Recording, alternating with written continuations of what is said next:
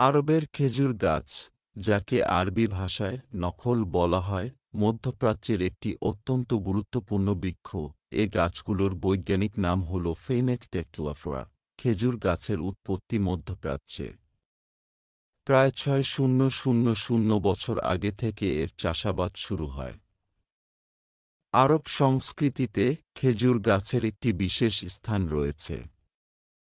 খেজুরের বিভিন্ন প্রকার রয়েছে, যেমন মজাফাত, মেজজুল, দেগলেত, নূর, বারহি।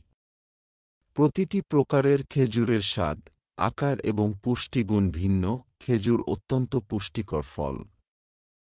এতে প্রচুর পরিমাণে প্রাকৃতিক চিনি, ফাইবার, ভিটামিন, বিশেষত ভিটামিন বি6 এবং খনিজ পদার্থ, যেমন পটাশিয়াম, ম্যাগনেসিয়াম রয়েছে।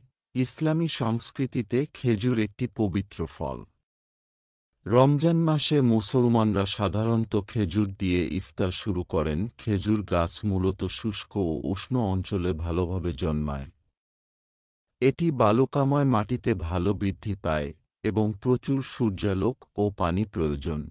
আরব দেশগুলোর জন্য খেজুর গাছ একটি গুরুত্বপূর্ণ অর্থনৈতিক সম্পদ।